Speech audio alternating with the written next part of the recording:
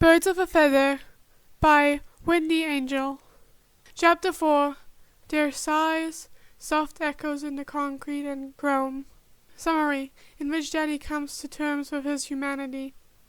Danny was totally, completely, cosmically wiped from the Birdman. It wasn't just the way Tim was good with birds, though yeah, that helped. Being cradled in warm arms while Tim softly cooed over him like he was something delicate and precious. Immediate danger of spontaneous heart explosion. But it wasn't just that. It was the laugh, the one that crackled open in Tim's chest when something truly delighted him, unfiltered and sharp and real, the one that echoed in Danny's core like sunlight through mist. It was how Tim would stay up at night, deep in a research spiral, half buried in crime reports and autopsy files, and still gently adjust Danny's perch so he wouldn't get neck cramped.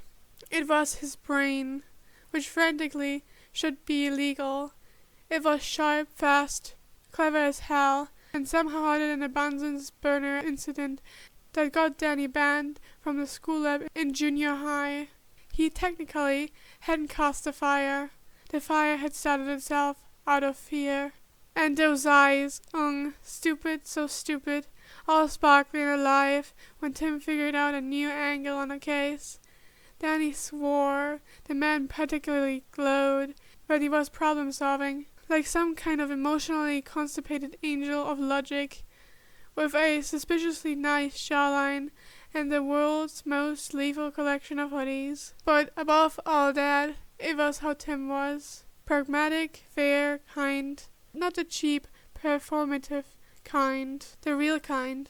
The kind that treated every living thing and non-living thing in Danny's case with dignity and care unless they gave him a reason not to.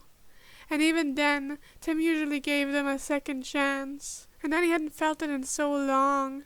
Not since he died. Not since he became a literal ghost and people started looking through him instead of at him. So of course he fell, hard.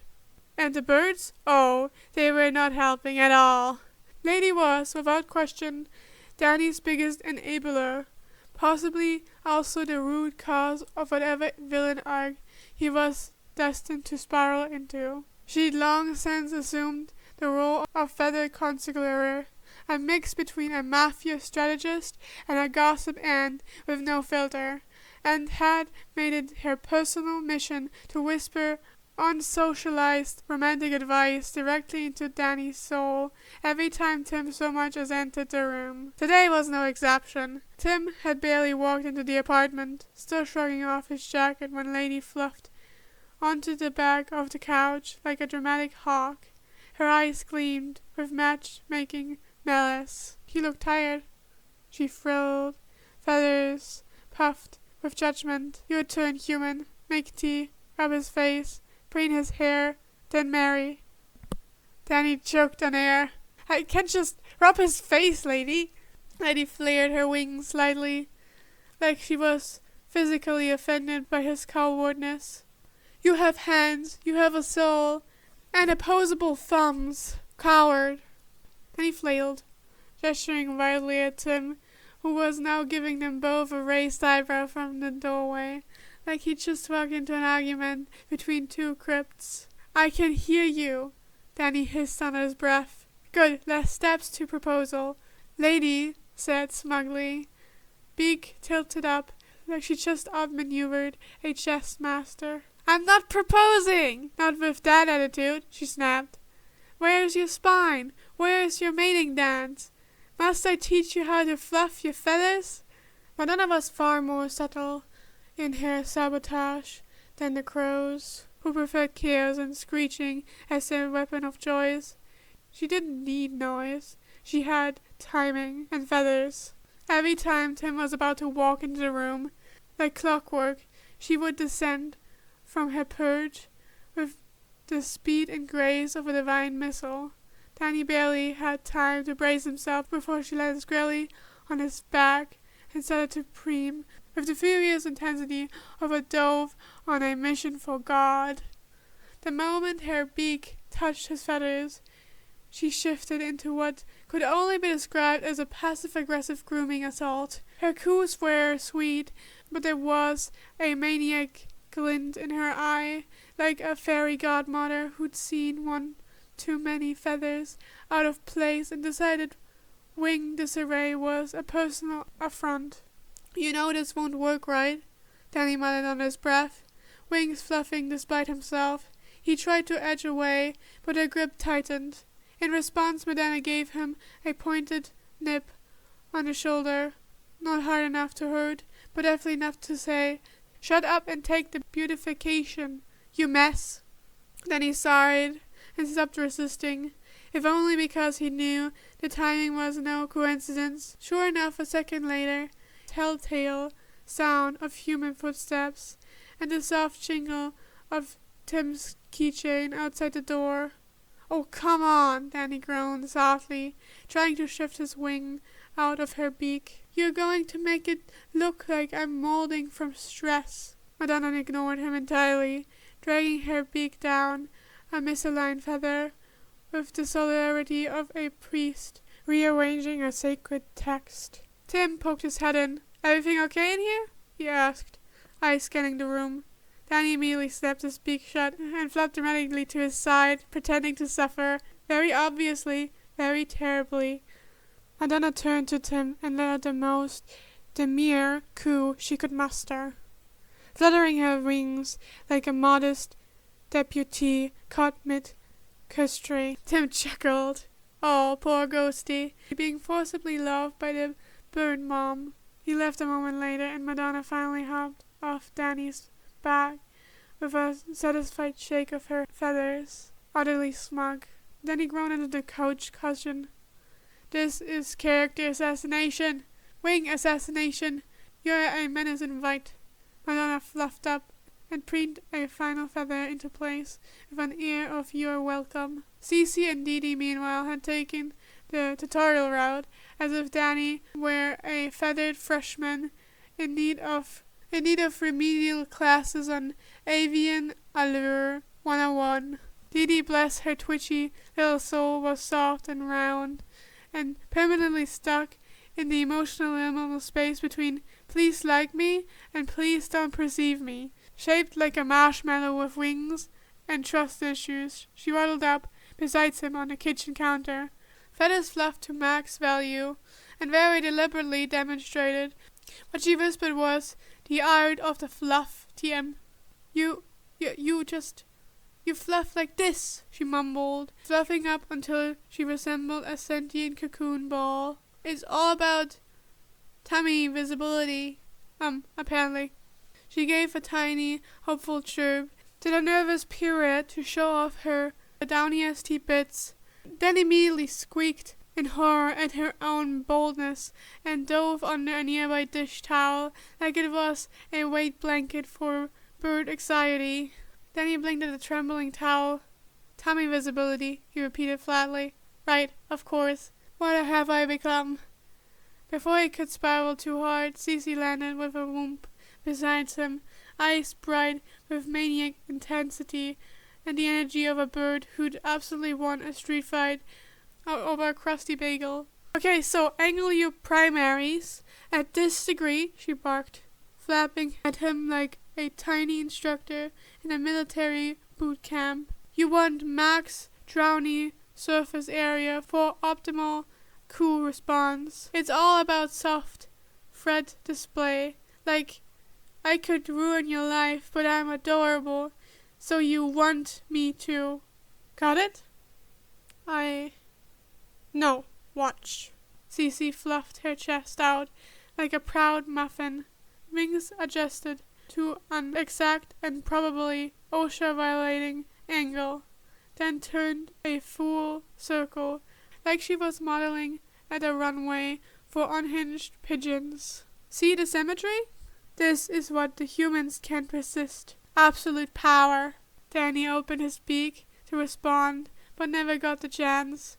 Mid-lecture, Cece's eyes locked onto Dee Dee's slightly unkempt wing-tips poking out from beneath the towel. "Unacceptable," she muttered, and immediately abandoned her lesson, beelining across the counter to begin aggressively preening her sister's feathers with all the gentleness of a power washer, which left Danny alone on the kitchen counter, half loved, quarter traumatized, and entirely unsure how he'd ended up being peer pressured by those into optimizing his feather appeal. He stared into the middle distance, lost in the quiet hum of the fridge and the soft rustling of preening off to the side. This wasn't how he pictured the afterlife.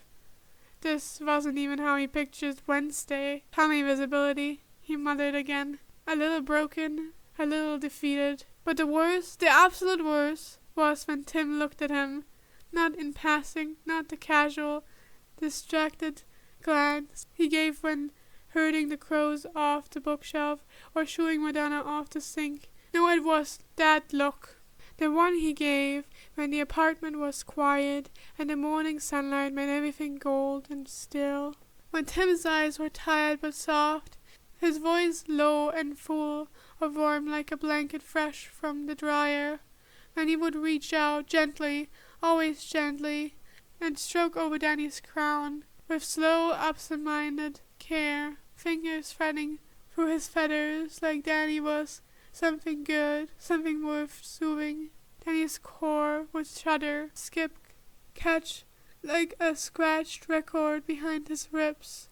Something deep and ghostly and ancient fluttered like a kicked jukebox. And the birds, traitors that they were, would all smirk in unison, no less, with the synchronized menace of 1,000 matchmaking grandmothers armed with lace gloves and emotional manipulation. Madonna cooed smugly, Gissi sparked with barely concealed glee, Didi made high-pitched squeezing sounds beneath her towel. Even the crows, who usually believed affection was a weakness unless delivered via throwing twigs, looked pleased.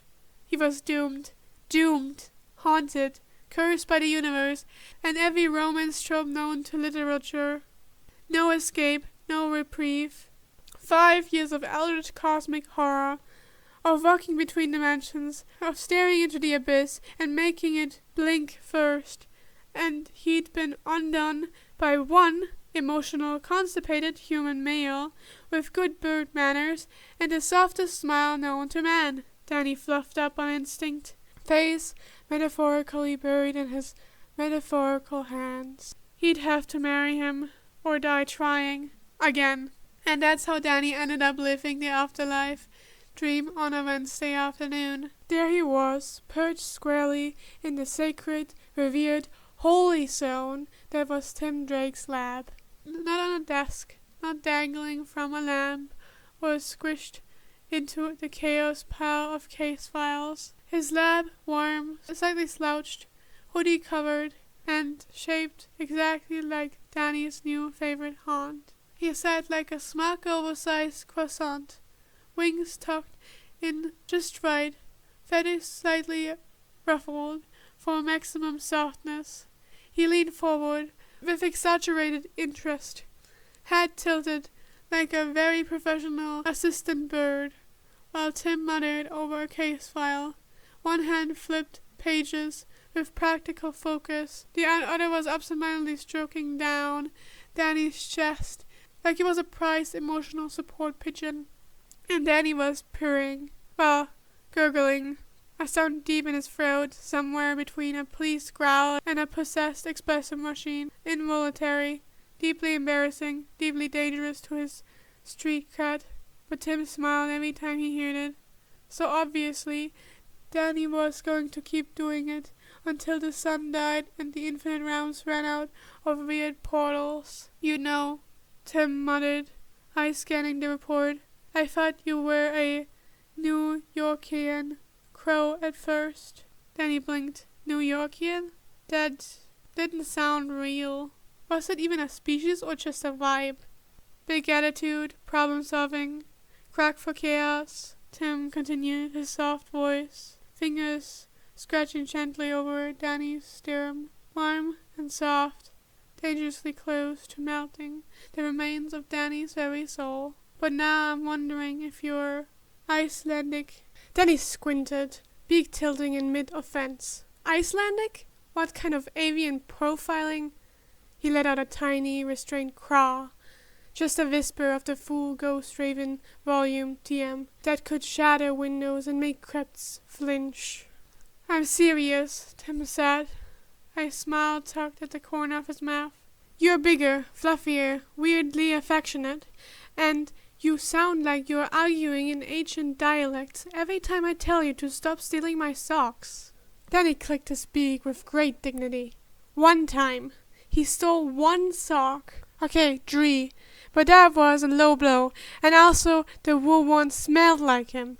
So really, it was a compliment. Still, he leaned forward, making soft chirp noises. Tiff, tiff, tiff. His beak rubbing gently along the underside of Tim's jaw, in what could only be described as a full-body flirt. Part affection, part grooming, and part mine now, thanks. Tim chuckled, tipping his head slightly to give him better access, like a man utterly accustomed to being claimed by clingy corvids. Okay, he said, laughing under his breath. You're Icelandic and clingy. Then he fluffed proudly. Icelandic, clingy, and yours, he thought, smug as hell, nestling into the warm curve of Tim's throat until he could feel the steady beat of his pulse against his chest. Tim laughed again, the sound soft and safe, and one hand rose to cradle the back of Danny's head, like he was something precious, something real. And Danny swore right there, in the glow of afternoon light and soft hoodie cotton, if he'd ever figure out how to be human again, he was going to kiss the ever-loving afterlife out of this man. But for now, he clicked happily, content to press in close, surrounded by the quiet of home and the none-so-quiet screech of the crows somewhere in the background, committing text fraud or starting fires. Just the dead guy I love, perched purring and smug as hell. That night, while Tim flew over Gotham in his vigilante gear, with half the flock trailing after him like a feathery honor guard, Danny stood barefoot on the cool tile floor for the first time in what felt like centuries. The bathroom was warm and misty, full of leftover steam from one of Tim's impossibly long showers. Danny had no idea how someone so sleep-deprived could spend that long in hot water and not just evaporate into the ether. It had taken him way too long to remember how to turn back, longer still to understand how legs worked. His first step had been a whole tragedy, novella, disjointed, confused, painful. The kind of stumbling half-waddle that no ancient cosmic entity should ever have to endure. His knees cracked, his hips protested, his balance betrayed him like a traitorous axe. And still he made it. He limped his way into Tim's bedroom like a horror movie extra, raided the sacred emergency drawer, home of the softest sweatpants and mystery t-shirts, and emerged victorious.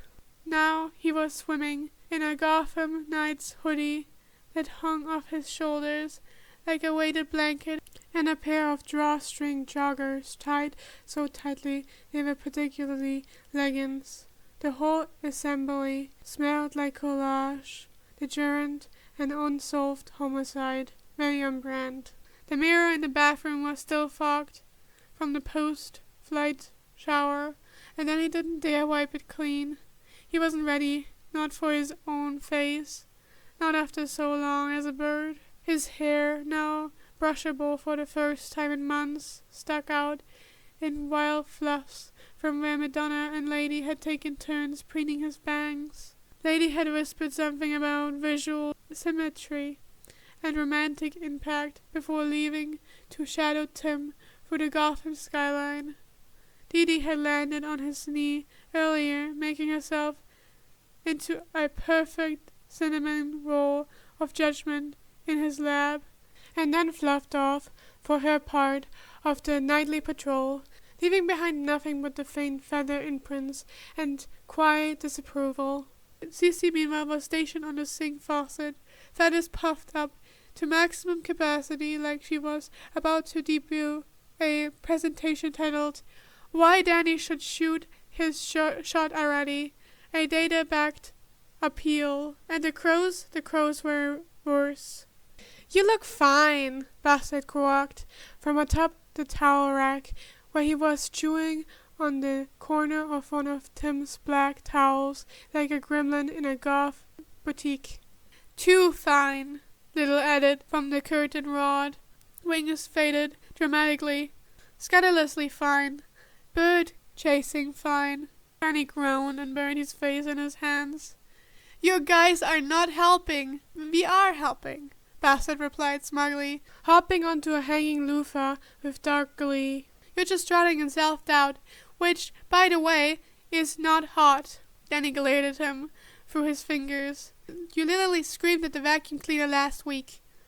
That vacuum cleaner was possessed, Bassett snapped.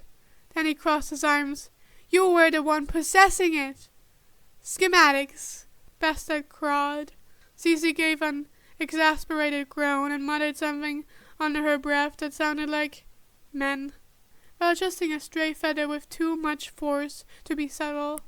Danny turned back towards the mirror, the fogged-up reflection offering a soft, ghostly silhouette of a boy who wasn't quite sure how to be one anymore. He ran a hand through his hair, trying to tame the preening fluff into something vaguely presentable. Do you think, he began, unsure who he was even addressing, the air, the faucet, his more feral chorus? You're gonna knock him dead, Cece said, her tone unusually sincere. Then, after a beat, figuratively, unless you want me to actually knock him. No! Danny yelped. No knocking, no murder, God.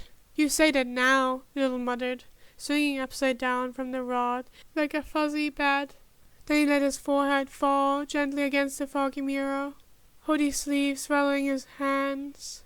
Somewhere out there, Tim was probably being cool and competent and heartbreakingly kind, while Danny was having an identity crisis in an oversized hoodie and argued with birds about hypothetical manslaughter. He sighed. I'm not ready. Ghost, Bassett said, dropping a shredded towel corner like it was a mic. You were born ready, and then you died, and got ready again. You are double prepared. Danny snorted despite himself. That was actually kind of inspiring. Thank you. I eat drywall. The pigeons, meanwhile, were gentler than the ever-dramatic crows. Cece cooed sweetly and nuzzled his cheek like he was one of her own. Madonna fluffed into his lap, made a determined noise, and tried to fix a stubborn tuft of hair with her beak. She only succeeded in tangling it worse, but she looked very proud of her efforts. Danny sat cross-legged on the cool tile floor, hoodie sleeves pulled halfway over his hands. The air was damp with steam, soft and still. His voice, when it came, sounded strange in his own ears. Too soft, too human, a little raw. Do you think he will still like me like this? He asked, not looking at them. What if he only liked the bird me?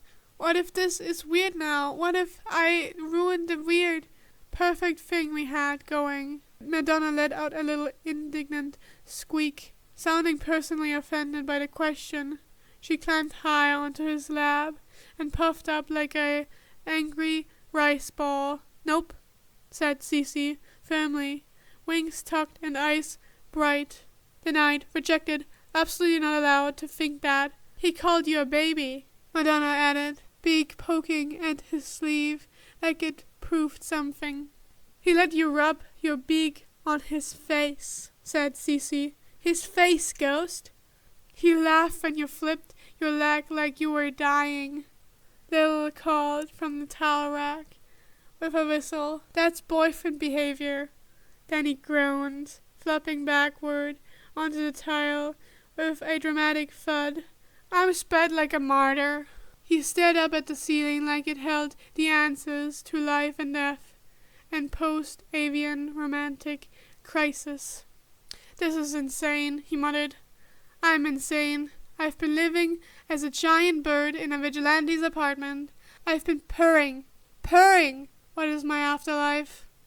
Your afterlife is a romantic comedy, baby, Bastard announced, doing a little hop shuffle on a towel rack like he was introducing a Broadway number. Now, put on some socks and go flirt like a person. And he let out a half laugh, half sigh, flinging an arm over his eyes in peak drama.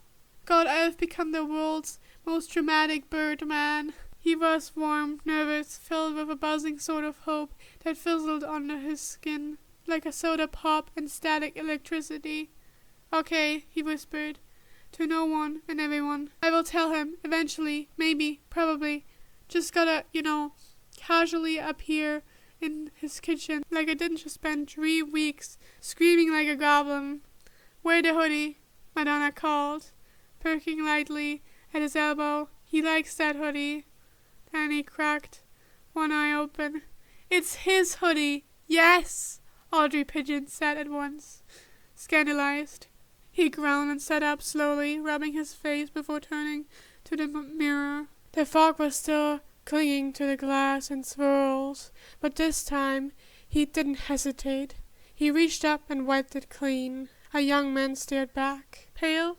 Yeah, but not sickly. His hair stuck up in every direction, fluffed to hell from bird preening, but it looked almost intentional. The hoodie hung loose and soft around his frame, like a blanket fort with sleeve.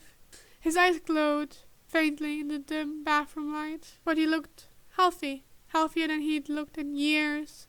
No dark circles, no sickly green undertones, no grime or gauntness or exhaustion craved into his feathers. He looked like someone who ate real food, who slept, who was finally okay. He was taller, too, broader, somewhere in the mess of ghosthood and ravenhood and boyhood.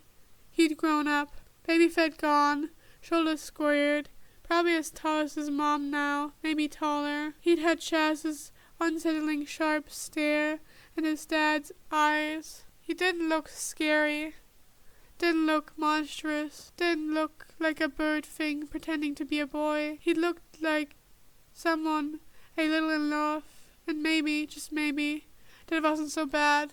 Except by the time Tim came home that night, Danny was back in his raven form, perched on the couch like a fluffy, beady-eyed lie.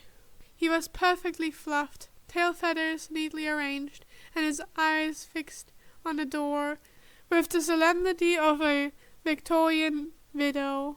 The moment Tim stepped inside, Danny let out one single expectant craw, then hopped into his arms like a custom-built emotional support plushie. The other bird stared at him in disgusted betrayal. You coward, Cece muttered. We had a plan, Madonna huffed. Even Bassett looked mildly disappointed, which was saying something considering he once ate glue out of spite. But Danny just tucked himself into Tim's hoodie and refused to meet their judgmental eyes. A few days later, Danny was soaring high above Gotham, wind slicing under his wings like silk. The sky was smeared with smog and ambition, and the skyline pierced the clouds like the city had something to prove. Classic Gotham. He banked left, feathers catching the golden light of late afternoon, and set his course for Wayne Enterprise. Prime nap time. Tim was probably on his 3rd cup of coffee, halfway through a spreadsheet breakdown, or muttering at a slideshow full of blood splatter, which meant it was Danny's sacred duty to swoop in like a dramatic goth parrot and reassert his position as emotional support bird and office menace. TM. His goals were simple. 1. Locate Tim. 2. Land on Tim's shoulder. 3. Be aggressively loved and maybe steal a cracker. He spotted the familiar ledge just above the main door of Wayne and flared his wings, landing in perfect grace. He clicked his beak with satisfaction, puffing up as he scanned the crowd below. He was just considering screaming at an intern to assert dominance when, snap, the world lunged. A sudden smearing green light rubbed around him like a vice. Something collided around his wings and yanked him backwards, tight, burning, wrong, as of ectoplasmic tech, GIY grade. Then he screamed, "Cra! Cra!" His body thrashed, instincts folding with panic and pain. It didn't just hurt, it ached, like the net had been designed to hate him on a molecular level. His wings were pinned to his sides, his core flared with energy, trying to surge against the containment. He flared, clawed, bit, desperately, feral, furious. "Little bastards," one of the agents argued, nearly dropping the net as Danny bit at his glove. "Got it! This one's spicy. Put him in the containment box now." Another barked. The van's side door slid open behind them. Danny screamed again, this time raw with rage, and then, "Let go!" A voice tore through the chaos. "Tim." Danny's heart nearly stopped. "What the hell do you think you're doing?" Tim was sprinting across the pavement like a man possessed. Suit jacket flaring, tie half loosened, eyes wild with fury. He didn't hesitate. He didn't even slow down. He slammed into one of the agents like a wrecking ball in Gucci. Even the crunch of bone echoed across the street. Oof! The agent dropped like a sack of bricks, sliding across the pavement. "Are you out of your mind?" Danny shouted, already reaching for the net. "That's a protected species. Where the hell is your clearance?" Danny couldn't move, couldn't breathe. His body still looked locked in flight or fright. The green burn of the net pulsing against his core like poison. But he saw the shape of Tim's hands, the shake of them, the panic in his voice as he yanked at the clasps. "Let go of him! He's a bird, you psychopaths!" Tim shouted, fury cradling at the edges of his voice. "That's not a bird!" the agent snarled, yanking back on the glowing net. "That's a ghost entity, class 4. He's mine!" Tim roared, voice cracking, just enough to make Danny's heart stutter and his feather puff despite everything. "Let him go!" The chaos whirled. Security guards surged from the building. An intern screamed and dropped their tablet with a shatter. One guard tackled the agent holding Danny, while another scrambled for the control unit chip to his belt. Danny trashed again, screeching, pain lancing every movement. He sank his beak into the nearest gloved hand. It bit me! He bites everyone!" Tim yelled, pushing his way in. "You attacked him first!" More hands on the net. Security. Tim, maybe both. A snap, a hiss of disengaging tech. And then, finally, the glow faded. The ropes loosened. Then he exploded free, with a rush of wings, feathers puffed and uneven, eyes wide with residential panic. He didn't hesitate. He dove straight for Tim, slamming into his chest and burying into the curve of his neck, letting out a pitiful broken whimper crawl. Hey, Tim breathed, dropping to his knees as he caught him. His arms came up fast, cradling Danny like something fragile, one hand stroking his head in slow grounding passes. You're okay. I got you." Danny trembled violently, clinging to Tim's shirt with his claws, the sharp lines of the Vigilante's body a refuge against the terrifying ache still humming in his feathers. The green head felt like acid, like a weapon meant for nightmares, and it knew him. "I've already called the police," one of the guards said, voice distant. "Good," Tim snapped without looking up. "Those bastards are done. They came after my bird." Danny crawled weakly, the sound halfway between an apology and a plea for reassurance. Tim pressed his lips on top of Danny's head like a promise, muttering low and fierce. "No one's taking you from me. Not now, not ever." A quiet chirp, grateful and pained, escaped Danny as he tucked himself tighter under Tim's chin. "You're my little bird," Tim whispered. "They will have to go through me." And Danny, still trembling, still raw from the green fire under his skin, believed him. Danny carried him upstairs, past elevators, and empty corridors into the quiet hum of his office. The door slammed shut behind them with a sharp kick that echoed through the silence. "I'm going to sue a government agency," Tim muttered darkly, shedding his jacket and tossing it onto a chair. "And then I'm going to dismantle their funding with fire or lawsuits or both," he gently set Danny on the desk, fingers soft even through his fury. The familiar scent of coffee and antiseptic hung in the air, calming but distant. Danny's wings dropped. The pain in his primaries had settled into a deep, elbowing throb. His feathers twitched as residual ecto energy fizzled in slow-burning waves beneath his skin. Tim rolled up his sleeve with surgical precision. "All right, let's see," he muttered, his tone shifting. Less rage, more focus. "You got burns on your primaries. Left flank too. Shit, that net really tore into you." And he didn't chirp, didn't quirk, just stood there, still, quiet, trusting, letting Tim part his wings with the kind of care Danny wasn't sure he deserved. Tim's fingers were cool and steady as they moved through charred fluff, each movement measured and gentle. He muttered on his breath, probably triage notes, maybe a swear or two. Then he let himself lean in slightly, not enough to distract, just enough to say, "I'm still here, and I know you are too." Tim paused, then glanced up. "Still with me?" Then he blinked slowly, once, twice. A quiet, exhausted craw escaped him. "Yeah," Tim said, softly, brushing his thumb along the unburned edge of Danny's wing. "You're okay. You're gonna fix this." And somehow, despite the burns, the terror, the green-stained ache in his bones, Danny believed that too.